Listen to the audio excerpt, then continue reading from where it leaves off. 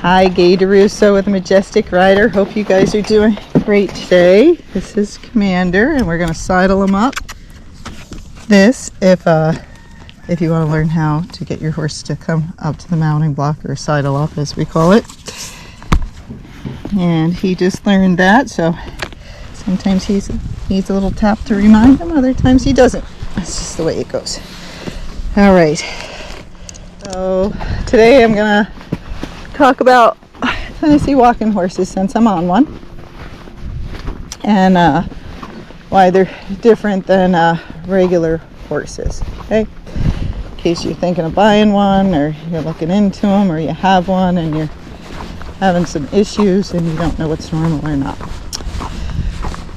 Tennessee walking horses were a breed that humans created by mixing a whole bunch of different breeds together, kind of like the designer dog. So we did a designer horse, and a lot of the gaited breeds are like that, where they're mixes of different horses or different breeds, and that's why they look the way they do. Just like when you look at the Peruvian Pasos, you can tell they're kind of Spanish looking, aren't they? Kind of look like the Andalusians. So each breed will look a little bit different than the other ones, and some of them will have different gaits. Not all of them, but some of them do. So Tennessee walking horse is a mix of breeds. We're going out alone, and just so you know, any breed doesn't see holes, so when you see holes, steer around them. Sometimes we just fall on them because the footing gives out. And the Tennessee walking horses, the way they were bred with something called overstride. Some people call it overreach. And what it means is the back legs of the horse, as it walks, goes over the horse's front hoof print. So it reaches way underneath itself. Now, why would they breed that into any horse? Well, they found out that the horses that had that were smoother and kind of glided across the ground. And they liked it. I think we got mud stuck in our feet, don't we, buddy? They liked it, so they bred it into the walking horses, and then just like we do with everything, humans always wreck things. So as we saw they were smooth, they bred more and more overstride into them. And then when they showed them, they took it to extremes, and they did these things to their feet to get them to overstride even more. Now, a lot of times when you see a walking horse that was in the... Look, there's a white mountain lion. Or a kitty cat. When you see horses that were in the show ring, and then you see them once they're done with showing and they don't have those shoes on anymore or anything, you'll see they don't have as much overstride. So some of them, when you're watching them in the show, you want to chase the cat a little bit? Oh, I'm not afraid of cats. You'll see they don't have that much overstride anymore. They have some, but not as much as they had in that show ring. So what's the difference? Well, when they were in the show ring, they got their front feet out of the way. A lot of times they put heavy shoes, or what people call stacks, on them, and they lift their feet up so high, and then their legs stay in the air longer because they're lifting them higher, so that their foot is out of the way. Good boy. And so they can reach up further with their back legs. But when you take those things off, the front feet don't get out of the way anymore, so the horse doesn't reach up as much because it doesn't want to step on itself. So that's why they put the overreach in there, and then again in the show ring they made it extreme. But if you buy one of those and you're going to use it for a trail horse, and this is not one of those horses, just so you know, but if you're going to use a horse, it's probably not going to reach up as much, which is probably a good thing, because when they reach up so far underneath themselves and then they have to go down hills, it's harder for them because they have that such a big stride. So they're fine on the flat and rolling hills, but when it's super steep, they can do it. Don't get me wrong, they can do it just fine, but it is harder for them. Okay, so, but that's why they had that overstride. Now you'll see some of them bred and their legs look a little bit funny because they toe out, or their back end is kind of sickle hock or cow hock. They bred that into them too. So if they're toe out in the front, well, then their feet are on a different track than the back legs, so they won't step on themselves. So it can look funny. I think it actually looks cute, but that's the reason why. And those horses usually do fine. You just want to make sure you're helping them with the shoeing, and if they're kicking themselves because they go out too much, that you put little boots on them just to protect their legs, and then they'll be fine. These horses can climb up hills like no other breed, and you just don't feel like you're moving. Because we just went up a super steep hill. I've ridden 3 or 4 horses up here, and you'll hear he's breathing a little hard, but not much at all, because they can climb. It's just so easy for them, and that overstride really helps them. Okay? But that's why when you look at them and their legs might look a little funny, or their conformation looks funny, they've bred it into them with certain reasons behind it, which make no sense for any other breed, because no other breed has overstride. So no other, well, they have overstride, but not as much. So don't get me wrong. I know some people are going, the foxtrotters have overstride, this one has overstride. And I'm like, okay, misspoke. So that's why they can have a little bit of kind of crooked legs. Now, their back legs, some of them, their hocks ring a little bit. And you'll see that more in the show ring too. But with those hocks ringing, they get some rotation up in their hip, and what they do is kind of swing an arc underneath them. And by doing that, same thing, they don't step on their front feet as much, and they can really reach and drive with that back end up underneath them. So if you have one and it rings its hocks, I have videos on that. And as they get stronger in the back end, they won't have much ringing. When they're out on trail, they don't have as much ringing. They do have some more when they're in the arena, because the sand gives and they're not gripping with those back legs, so you can notice more in there. But the horses, even though it looks funny, usually do just fine. Okay, so we're going to get to a part here. I'm going to let him drop his head way down so he can really see. Don't eat, because it's very narrow and he's got big feet. So I want him to look, because they don't see like we see. And did you see how far he put his head down? And he went right through that like a champ. So if it's something hard and they're having problems getting up or down, give them their head for a minute. Let them look. Because again, he needed to do that so he could go, oh, I see the sides are high. I see this is low. I see the footing here. I got you, Gaye. I'll get us through this. Okay? Because when they have big feet going through those little single tracks, it's quite difficult. They have to kind of reach over themselves. Oh, and while I'm talking about that, I might as well talk about tightrope walking. So you ever hear of that term? Some gaited horses do it. Some people will look at that and think, oh, that's really weird. They must be neurologic, just like all the other things I'm describing, because it's weird and people aren't used to seeing it with the other breeds. The tightrope walking means like you got a line, and as that horse walks, all 4 feet follow that same line. Usually your horse is 2 tracking. It's on 2 different tracks, a track on the right and a track on the left if it's tracking straight. But if it tightrope walks, it walks on 1 track. And when those horses go up and downhill, it can look a little funny, but a lot of them do just fine. Again, it depends on the horse. But when they go through those very narrow single track trails, tightrope walking is helpful, because those horses don't hit their feet because they're on one little single track and they're stepping over each foot, so they actually stay pretty balanced pretty well.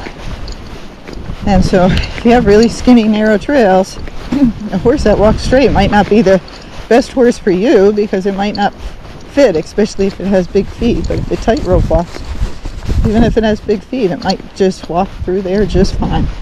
So you'll see this guy, he's out here by himself. He doesn't care about much. He's like, you talk a lot, lady.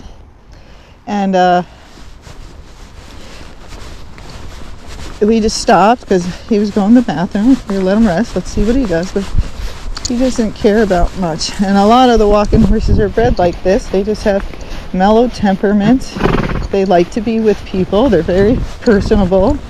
And most of them will try to do anything you want them to do. But because they're so mellow, if you don't make them move once in a while, sometimes they just kind of space out a little bit, just like people do when you're bored. You're in a class and you're bored, and the next thing you're like, oh my god, I don't know what the hell the teacher said. I'm over here daydreaming about stuff. Well, the gaited horses can do that too. This guy can walk really slow behind a quarter horse like this, but they can fall asleep because they get bored. So every once in a while you want to walk them out, make sure they're paying attention, pick a different track to go on that your friends are going, go over some roots and get them to pick up their feet and make sure they're paying attention. So see, there's roots there. I let him drop his head because his footing's uneven. I want him to see what he's doing because it's kind of messed up. It's after the reins. So let them look, and once you're past that, then pick your reins back up. Okay. So there's always good with the bad. So the good thing is these horses are very mellow, even at a young age. Many of them are super mellow, and lots of people can, get along with them, and beginners and stuff. But because they're so mellow, some do fall asleep on their feet if they're bored, if they're not doing anything.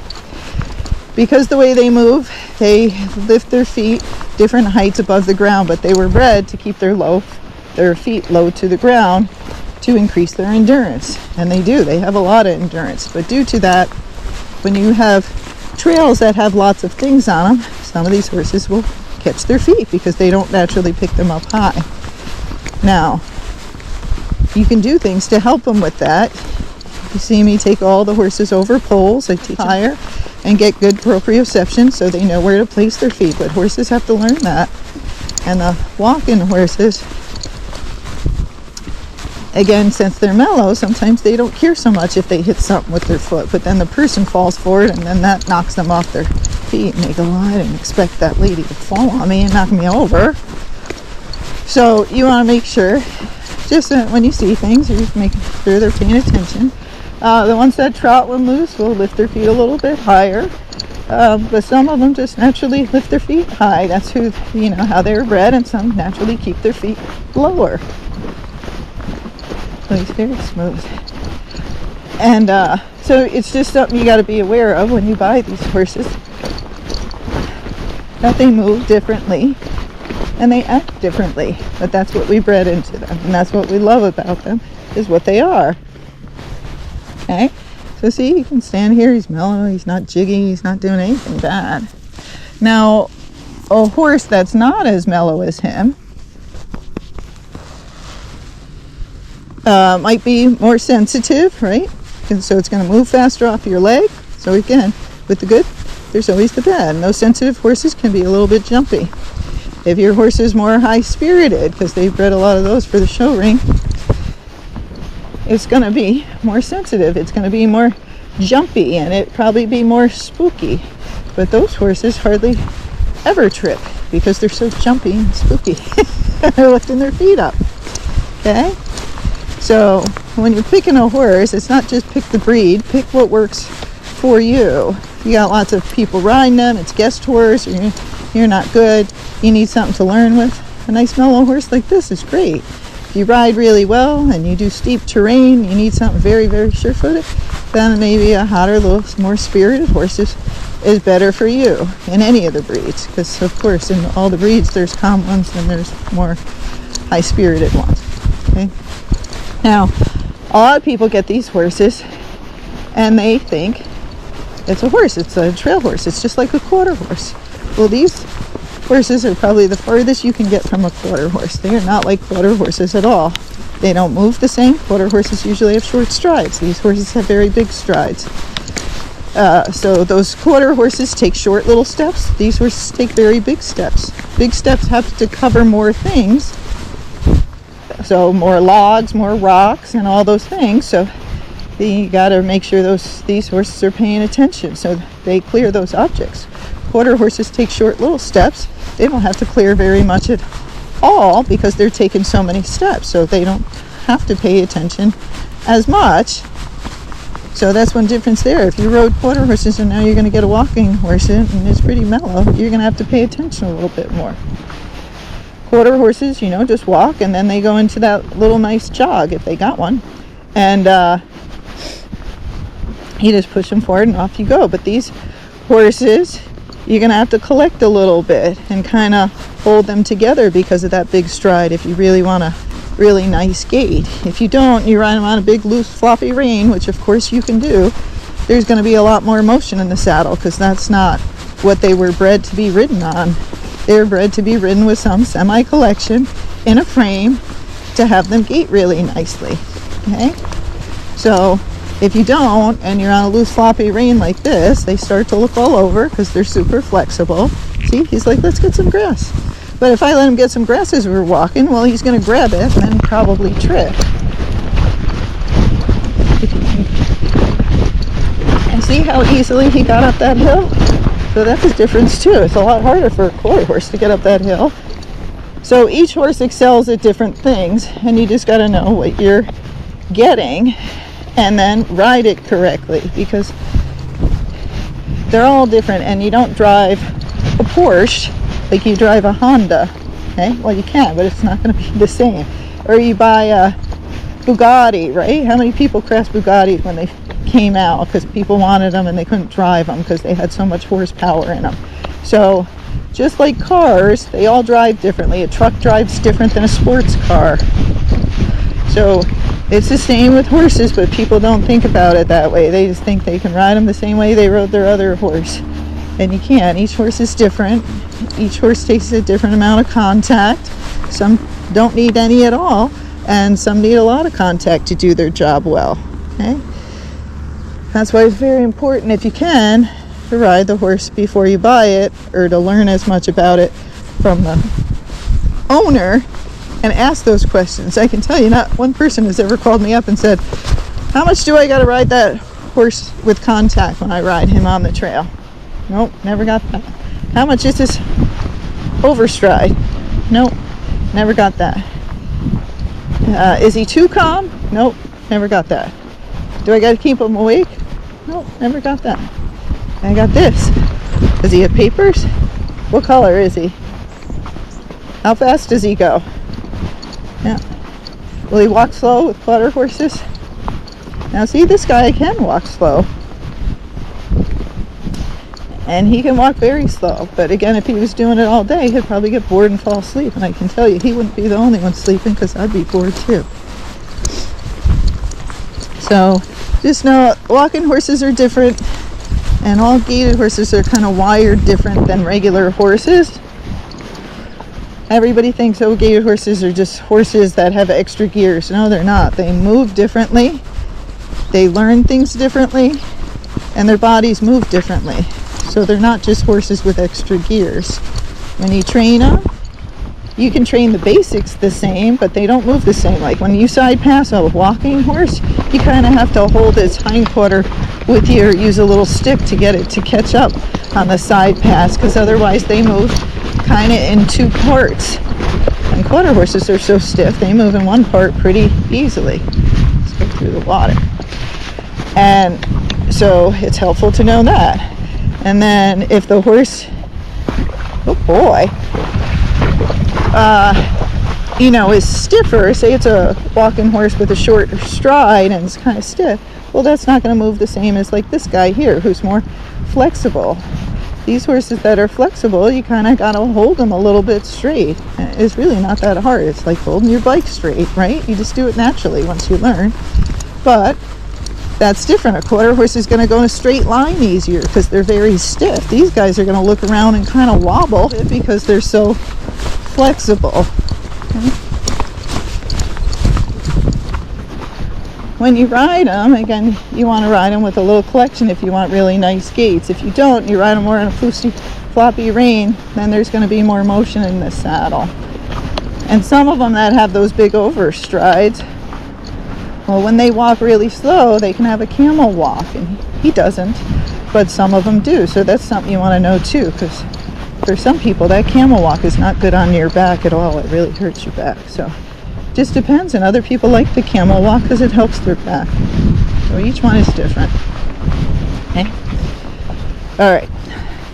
So that's the difference kind of between the walking horses. And then the other things is when people are watching them from the back, because they move so differently, and when you see them go up hills, you're like, wow, that looks weird. But it works, doesn't it? They drive up those hills like it's nothing. When they go up the hills or down hills, they do move differently, and so people behind you will lots of times say something like, your horse looks weird, or he's doing something weird as you go down the hill. Don't let that stuff worry you. It's a different kind of horse, just like a Porsche doesn't move the same as a truck, right? They move differently, so it's not a big deal. They do move differently, but nothing's wrong with them. That's just how they were bred to move, because people are always thinking something's wrong with these horses because of the way they move. There's nothing wrong with them. They're just different. They're walking horses, okay? If you think something's wrong with the horse, you know, it's always good to have somebody else ride it.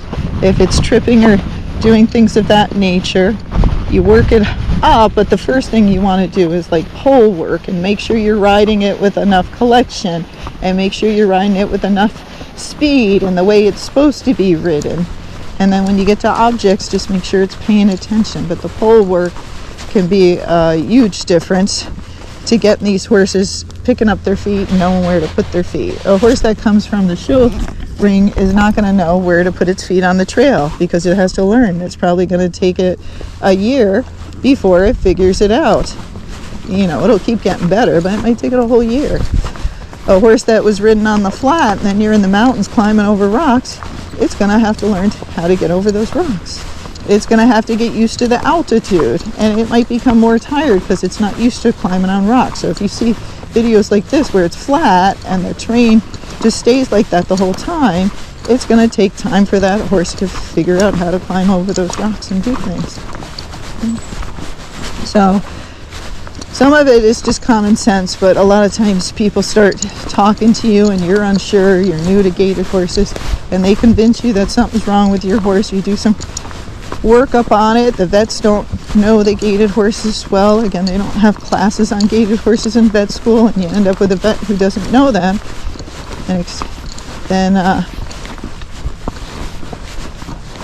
then they convince you something's wrong with the horse, and you start dumping all this money into working it up for EPM or wobblers or some neurologic disease, when in fact it's just a walking horse and that's how they are. So you've got to, it's helpful to know those things so you know what to do, and you talk to the people so they don't convince you of something else. If something's wrong with the horse and you know the previous seller, can get in touch with them, touch base with them first, or touch base with the trainer who helped them, or a walking horse trainer, and ask them, you know, is this normal for a walking horse? Or it's not a normal thing. But when you got people telling you who know nothing about walking horses, they're not going to know, right?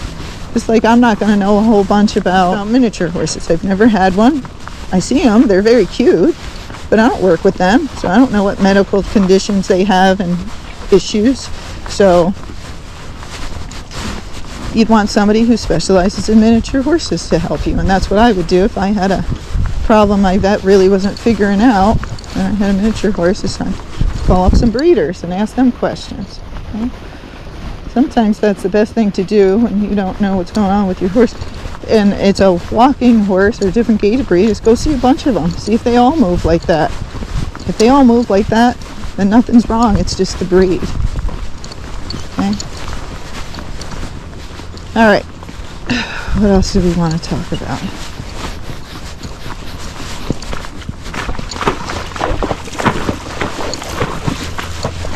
I shut it off and then I figured I should show you going down the hill, which he does fine.